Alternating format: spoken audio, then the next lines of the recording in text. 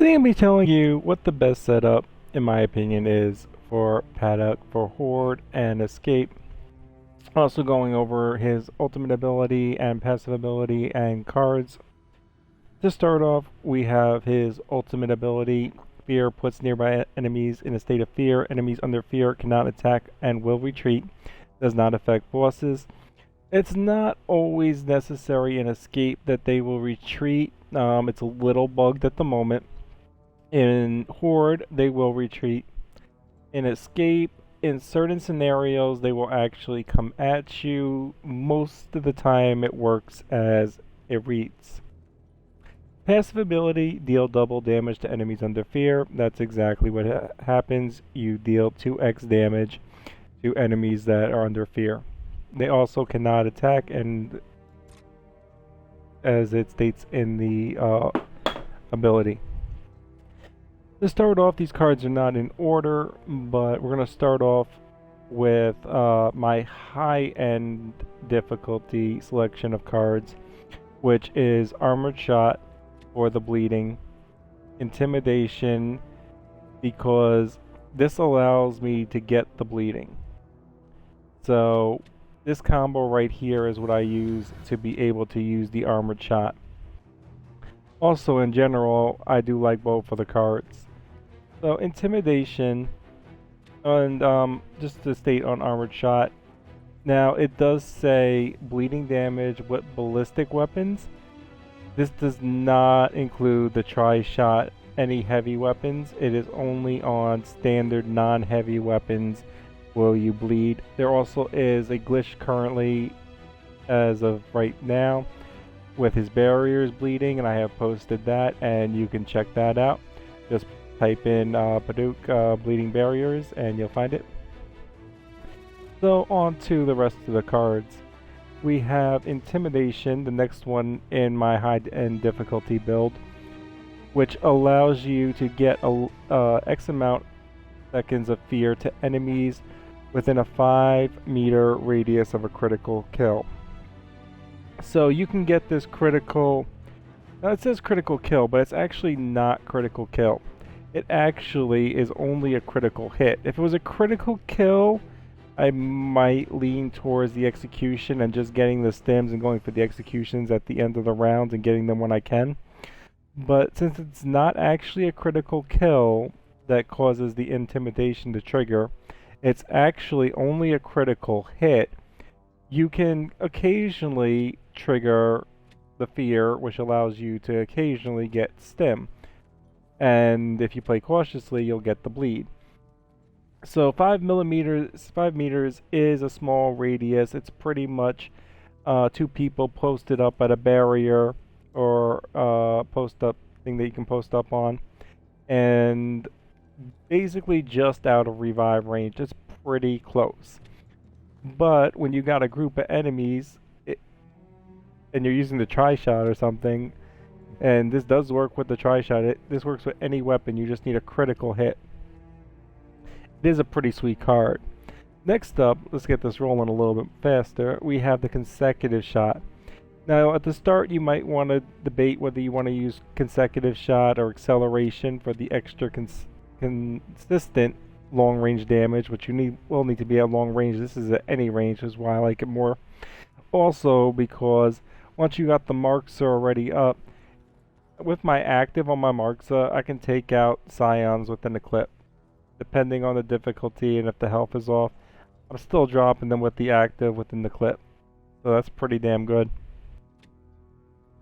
So we have Lifeline. Anyone who kills an enemy in fear heals and gains 33% stim, which is also why I like this combo. It's really good for him, but it's also nice for the team, because you have 2 cards on here that are team cards.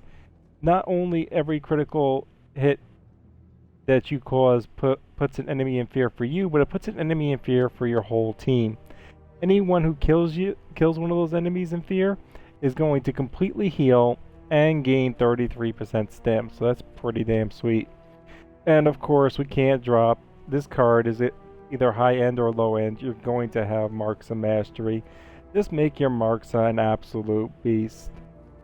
So, For the lower end difficulties, anything from like elite down or anything insane with the lethal off, you could very easily go for execution shield and phase instead of armored shot and lifeline. You could keep lifeline too instead of intimidation, but I mean that's just your choice. One of the two. But you'd be swapping these two in most likely, and you would be dropping armored shot. You'd be easily able to run around and get a lot more executions. So just to go back into the cards, if anybody is a little bit curious on them. The marks is just standard, just like every other weapon boost works as it states. Epic score boost, the same thing. Execution shield, nothing really special about that. You execute, you get damage resistance, and it says you gain stim. It's also worth noting that this is one of the stim cards where you actually get all your health back and gain stim. So it's actually a really good card. And for everybody struggling to keep the stim up with the lifeline, I would recommend swapping it in for the execution shield, taking the executions where you can and try to get them at the end of the round so you have your bleeding at the beginning of the next round. Phase, every time you execute, everybody in a nearby radius within 10 meters, which is actually, it's an okay radius. You get everybody in the surrounding area, like melee characters and characters rushing in, running for 11 seconds. So that's pretty damn sweet. Really nice escape card. And power sprint, don't think anybody's going to be using this, but if you're playing on real low difficulties, you might swap it in. But yeah, it just heals you when you pick up power, just like Kate's, I think was the same thing. Acceleration, this is at 15 meters, so you do have to be a little bit of a distance away to get this bonus. More for like when you're sniping with the long shot and you're going for your marks of mid to long range. Concussive rounds. Botok headshots will stun drones, shepherds, and deadeyes. They stun them to the point where you can get the execution. It's a full out flash stun, which is pretty sweet. I really like this in Escape on some maps. Nasher proficiency. Bonus damage with the Nasher. Don't really, I guess you, at the beginning you can put it on, but, you know. Nomad armor, another damage resistance within 15 meters. Nice thing about this is it is 15 meters, so a nice beginning card. This one isn't that great. Increase radius of fear ability by X meters. It's only for your ability. It's not going to affect intimidation, so I mean, not that great. Rain down unless you're on a certain map and your character's not already at the level mine is or just slightly below it. Rain down is pretty much if you think you're going to be posted up in a scenario where you're going to be elevated. You only have to be elevated by 1 meter. So you just need to be slightly above for to get that bonus.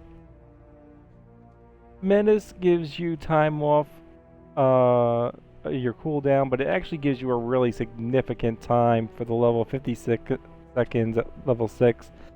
So nice beginning card. Whatever you can get 30-40 seconds in the beginning, especially if you're using what is it, execution shield too. Good before you get the legendaries. Then precision resistance, which is only for the marks of long shot and M-bar. Other score boost and extends fear duration to 15 seconds, which extends the sphere duration to 15 seconds. So on to the escape. Now obviously escape is going to vary from map to map. And as I said, on some of the maps right now it is bugged where you cause fear on enemies and they will actually come at you versus run away. So you might want to test it out. If it happens to be a map where they charge at you, not play them at all, because either that or go for a full marks of setup where you're just doing damage and you're not really doing the fear as much. But execution shield is really good for escape, obviously. Executing causes fear to nearby enemies, another top choice.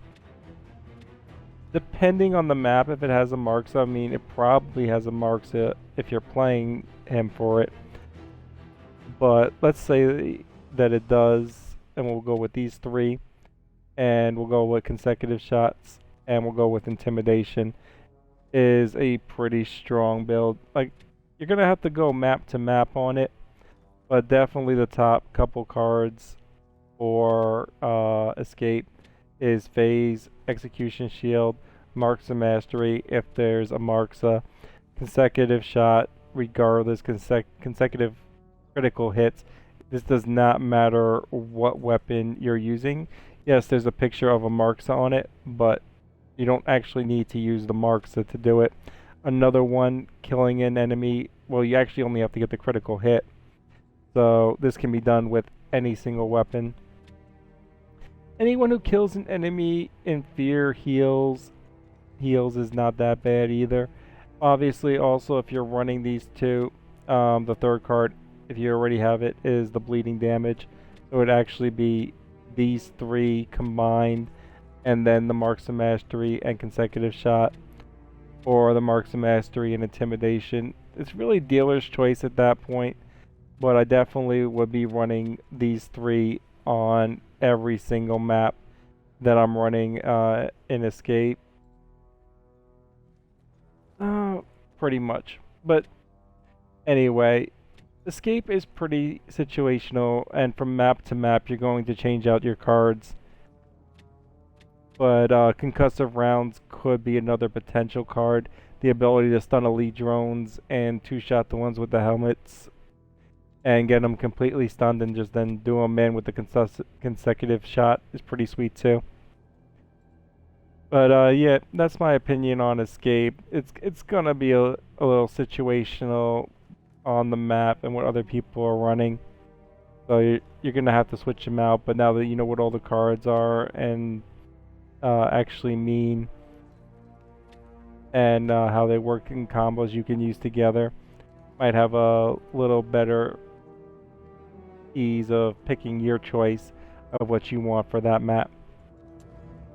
And that is Paduk. I hope that helps.